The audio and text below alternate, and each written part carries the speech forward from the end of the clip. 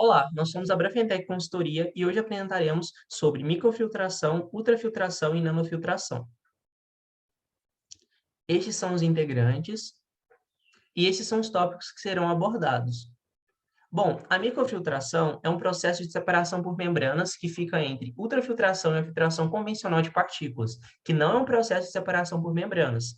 Ele é um processo estabelecido para a separação de micropartículas, bactérias e emulsões de modo geral.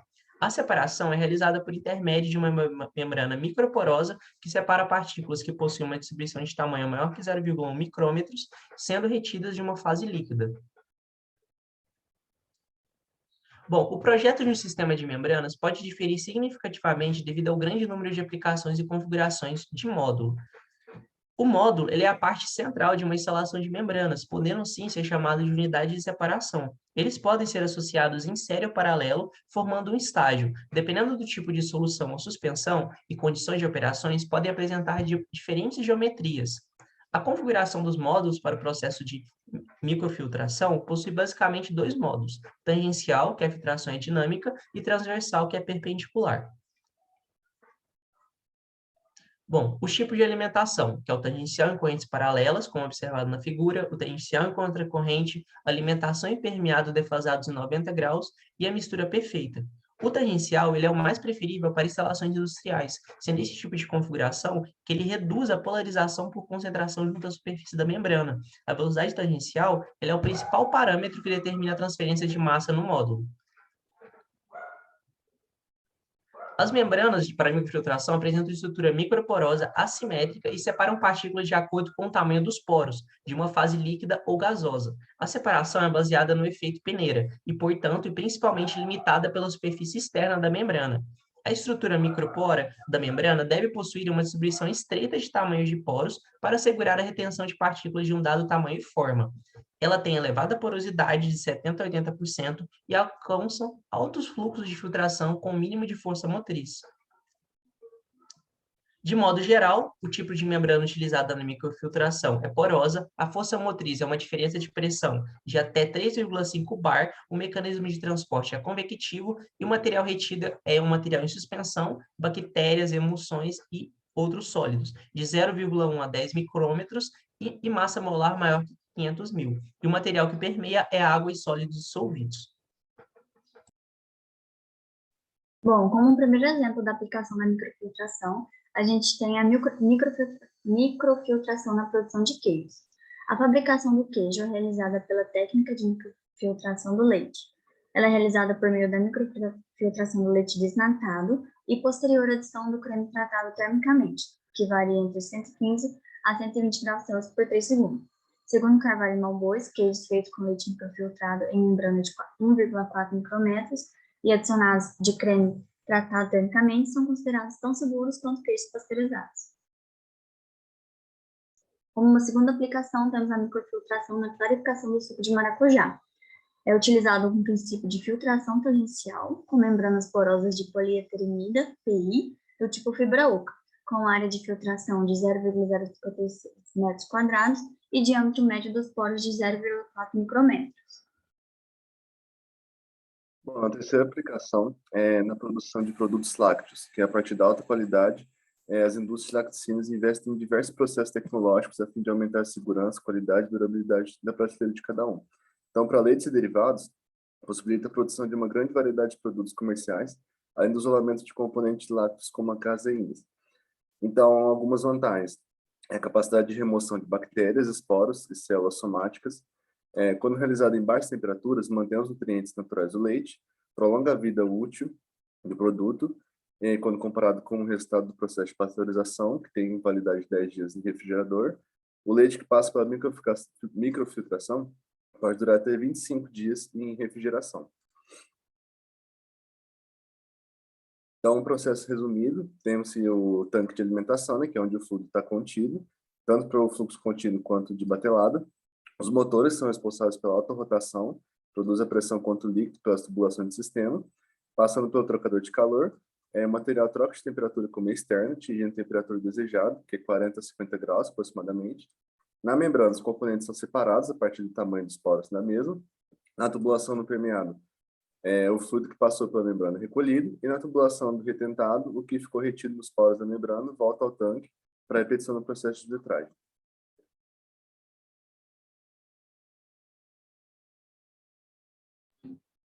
Bom, falando sobre a ultrafiltração, assim como a microfiltração já apresentada e a nanofiltração que apresentaremos posteriormente, a ultra é um processo com membranas que utiliza o gradiente de pressão como força motriz. Também apresenta um grande potencial para a recuperação de efluentes, pois são meios porosos que atuam como filtros em nível molecular, possibilitando o fracionamento dos compostos que constituem o efluente. Em todas, a gente envolve essas relações. Diferentemente, nesse caso, é um processo intermediário referente ao tamanho dos poros. Retém tipicamente moléculas com massa molar entre 500 Daltons a 500 mil Daltons e permite a passagem do solvente. Inclui na faixa gorduras, emulsões, proteínas, polímeros, biomoléculas e coloides. E geralmente utilizam pressões de 0,5 até 5 bar. Tem um efeito direto no fluxo permeado. As membranas da ultrafiltração normalmente têm tamanhos de poros na faixa de 0,1 a 0,01 micrômetros. Uma aplicação da ultrafiltração é a indústria de laticínios. Ela gera elevados volumes de efluentes, 50 litros de efluente para 1 litro de leite processado. O reuso e reciclo de efluentes surge, então, como uma alternativa para a minimização dos resíduos, evitando a sobrecarga no sistema de tratamento e servindo como uma ferramenta na redução de custos. A ultrafiltração encaixa-se, então, neste contexto, devido ao fracionamento do efluente de laticínios em permeado e rejeito, abrindo a possibilidade para o uso das duas correntes. Então, aqui a gente tem um fluxograma básico, que o enxágue inicial dos equipamentos passa pela ultrafiltração, formando, então, o permeado e o concentrado. Após o enxágue dos equipamentos, a submissão do efluente gerado no processo de ultrafiltração, formam-se duas correntes, como havia falado. Então, o permeado ele pode ser usado como água de processo, já a corrente de retido, que é o concentrado, fica rica em proteínas e gorduras e pode ser aplicada em subprodutos lácteos, como doce de leite, substituindo, então, parcialmente a matéria-prima por este concentrado. Uma segunda aplicação é na estação de tratamento de água de reuso compacta, sendo utilizada para remoção de partículas e macromoléculas de água bruta para produzir a água potável. Além de fornecer um abastecimento de água confiável e controlado localmente, o reuso de água proporciona soluções ambientais, visto que ao fornecer uma fonte adicional de água, é possível diminuir o desvio da água dos ecossistemas vitais e sensíveis, garantindo assim que a água flua suficiente para a natureza. Outros benefícios incluem uma redução nas descargas de águas residuais e redução ou prevenção do potencial de poluição. A ultrafiltração configura uma excelente tecnologia de separação para pré-tratamento de dessalinização e osmose reversa, recuperação de águas residuais e para a produção de água potável. Ela apresenta superioridade em relação a filtros de areia e filtração por mídia tradicional, em razão da remoção de partículas de 0,02 a 0,05 microns, incluindo bactérias, vírus e coloides, atendendo a padrões de qualidade de água mais rigorosos e proporcionando uma qualidade de água mais estável.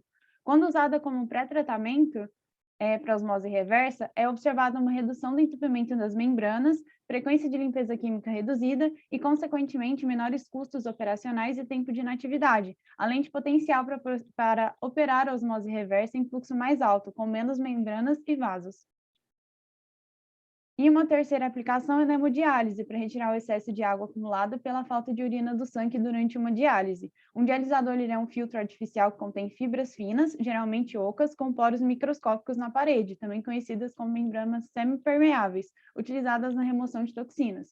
Um fluido especial de diálise passa pelo filtro e lava as fibras pelo lado externo, enquanto o sangue flui pela fibra oca. Caso a pressão externa da fibra oca seja inferior à interna, a água do corpo é removida do sangue que flui pela fibra oca, cujo processo configura a própria ultrafiltração. Agora falando sobre a nanofiltração, que como já foi dito, é um processo de separação por membranas. Só que nesse caso, a solução a tratar circula sob pressão em contato com uma membrana microporosa.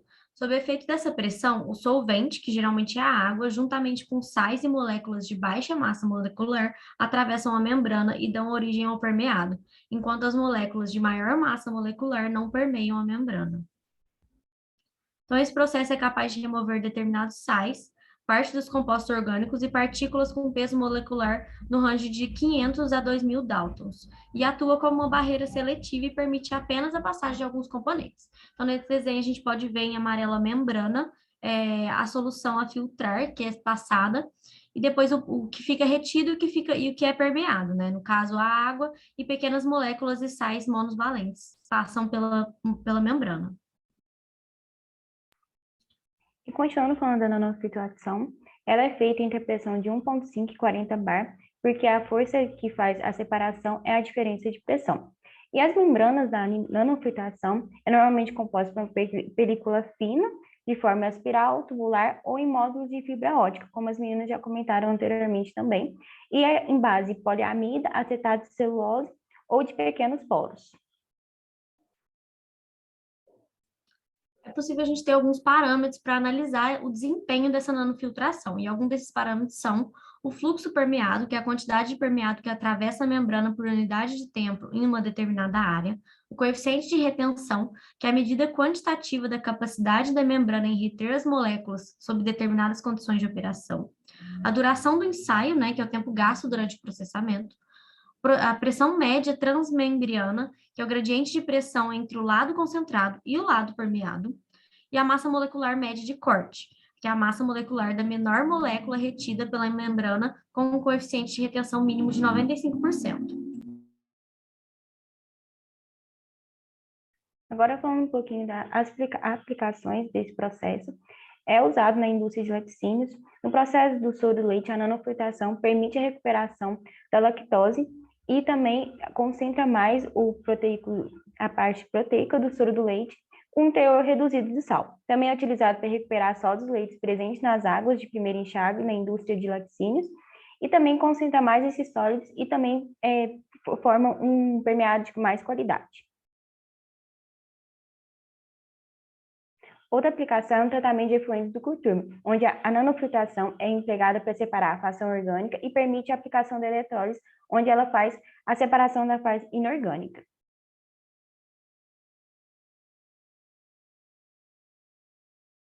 Também é usada no tratamento de água, onde as membranas da nanofiltração são usadas para remover os percussores da dureza, né, dessa água, que são íons bivalentes, e também são usados para remover vírus, bactérias, fungos, mas ela não é muito usada por causa das suas limitações e também é muito usada para retirar os compostos inorgânicos dessa água e é muito eficiente nesse processo. Falando um pouquinho da comparação entre a nanofiltração e de outros processos de filtração, é muito similar à osmose, porém a nanofiltração permite a passagem de espécies iônicas e moléculas de baixa massa molecular, como a Ana também já comentou, e essa é uma imagem que mostra essa comparação. Essas são as nossas referências. Obrigada pela atenção.